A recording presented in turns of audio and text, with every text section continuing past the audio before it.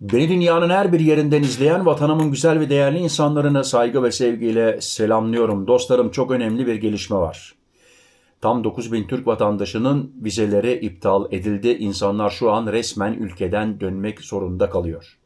Peki hangi ülke, neden böyle oldu ve yarın aynı şey sizin başınıza gelebilir mi? Şimdi hepsini detaylı anlatıyorum. Dostlarım, olayın merkezi Kanada. 6 Şubat depreminden sonra Kanada, Türk depremzedelere özel bir program açtı. Geçici oturum, çalışma izni, yaşama hakkı verdi.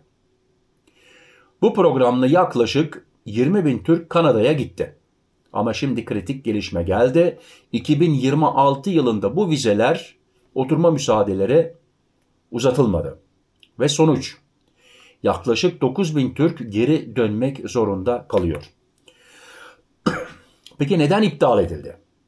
Burada çok önemli bir detay var dostlarım. Kanada'da hükümet değişti. Yeni yönetim göç politikasını tamamen değiştirdi. Bu özel vize programını bitirdi. Yani açık açık şunu diyorlar: artık kalamazsınız, geri dönün. Dostlarım, düşünün. Bu insanlar 2-3 yıldır orada yaşıyor. Çalışıyor, ev kurmuş, yeni hayat başlamış. Çocuklar okula başlamış. Dilini öğrenmiş. Ama şimdi vize yok, oturum yok, kalma hakkı yok. Direkt geri dönüş. Hatta bazıları şimdiden dönmeye başladı. Geri kalan binlerce kişi de tabii ki sırada mecbur geri dönecek. Bu olay bize neyi gösteriyor? Bu olay bize şunu gösteriyor: yurt dışında hiçbir şey garanti değil dostlarım. Vize alırsın, vize verirler, iptal edilir. Oturum alırsın, dersin ki tamam, bundan sonra oturum var, uzatılmaz. Hayat kurarsın, bir günde bitirirler. Bu sadece Kanada değil. Yarın Almanya, Hollanda, İsviçre, Fransa olabilir. Bakın, İsviçre'de tanıdığım birisi var. Adam 10 seneden beri burada, devamlı oturumunu uzatıyorlar. O konuya hemen biraz sonra geleceğim. Özellikle Avrupa'daki gurbetçiler de dikkat etmesi lazım. Geçici oturumdaysan, çalışma iznin sınırlıysa şunu bil: devlet isterse uzatmaz. Kimse garanti vermez. Bu yüzden her zaman B planı yap. Türkiye bağlantını koparma.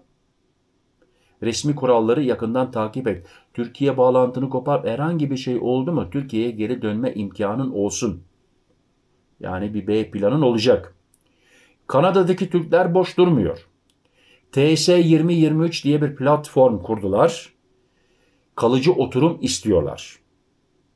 Yani direniyorlar, bizi göndermeyin. Biz mağdur kaldık. Çünkü diyorlar ki evimiz yıkıldı. Hayat kurduk burada. Şimdi geri gönderiliyoruz. Türkiye'de bir şeyimiz kalmadı ki. Ne evimiz, ne barımız, ne dairemiz, hiçbir şeyimiz yok. Nereye gideceğiz? Ama şu an için karar değişmiş değil. Geri dönüşler maalesef devam ediyor. Dostlarım, bu sadece bir haber değil, bu bir uyarı. Geçici vizeler, geçici hayat. Bunu herkes anlamalı. Bugün Kanada, yarın başka ülke. Biraz evvel geldim size İsviçre konusuna. O konuya gelelim. Dostlarım, 10 seneden beri tanıdığım birisi var. Çok yakından tanıyorum. İstanbul'dan İsviçre'ye gelmiş, evlilik yaparak gelmiş. Hem de evlilik yaparak. Hanımı İsviçreli birisi. Beraber çocukları var. Çocuk 11 yaşında. Bu kardeşimiz, benden ufak kendisi, daha halen İsviçre Ausländeramt, yani yabancılara bakan büro, devamlı çağırıyor. Her sene çağırıyorlar, tekrar dosyayı açıyorlar, kontrol ediyorlar. Almancası nasıl? Almanca oldum, öğrendi mi? İntegre yaptı mı? Ya bu adam 10 seneden beri burada. 10 seneden beri evde çocuk bakıyor, hanımı çalışıyor. Hanımı güzel para kazanıyor. Onun için kendisi çocuk bakıyor. Çocuğu bakıyorya verseler zaten kendi aldığı parayı oraya verecek. Bu sefer ne dediler? Ben evde kendi çocuğuma bakayım, hanım çalışsın, öyle anlaştılar ve 10 seneden beri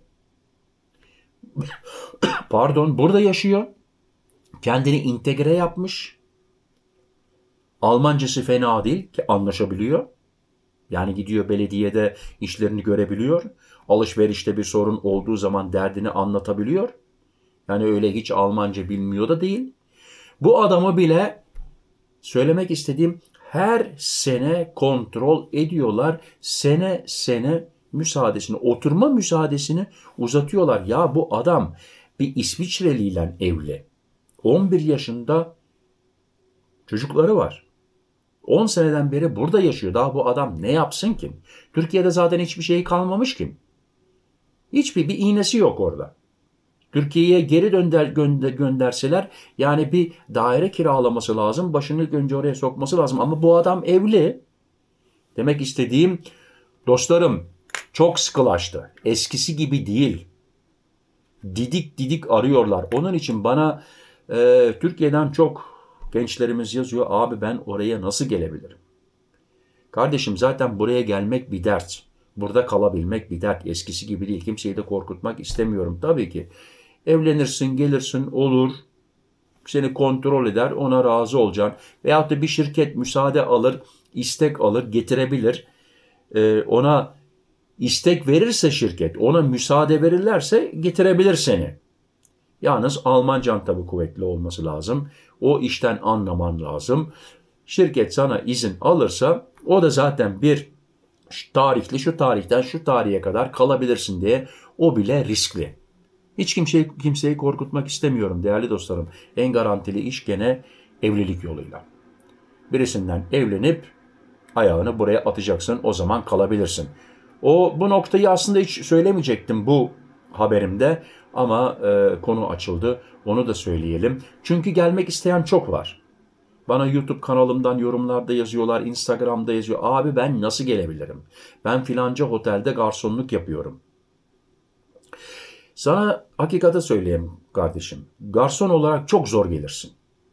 Hangi ülke olursa olsun. Yani İsveç bir ara Türklerin lokantası oldu mu Türkçe biliyor diye lokantalar izin veriyordu ama o da galiba bitti. İsviçre, Almanya zaten unut garson olarak. Burada garsondan çok bir şey yok. Her yer garson. Ama evlilik yoluyla tabii ki gelme imkanınız var. Bu en garantisi. Şimdi değerli dostlarım sizler ne düşünüyorsunuz? Kanada doğru mu yaptı? Bence hiç doğru yapmadı. Madem bu insanları sen ülkene aldın, müsaadesini vereceksin. Kalsınlar. Bana mutlaka yorumlarda yazın. Sizler ne düşünüyorsunuz? Nasıl olabilir? Nasıl yapmaları lazım? Ve bu tarz gurbetçi haberlerini anında öğrenmek istiyorsanız değerli dostlarım biraz da benim muhabbetimi dinlemek istiyorsanız abone olmayı unutmayın. Bildirim zilini açın, size bildirim gelsin. Son günlerde anlıyorum bunu. YouTube'da abonelerime bildirim göndermiyor. Şikayet ettim. Bir ara iyiydi. Şimdi gene bildirim gitmiyor. Bana yazıyorlar Fransa'dan, Almanya'dan, İngiltere'den abi bana bildirim gelmiyor. Her neyse o gene başka bir konu. Dostlarım kendinize dikkat edin, sıhhatinize dikkat edin, sıhhatli kalın, benimle kalın, hoşça kalın. Murat.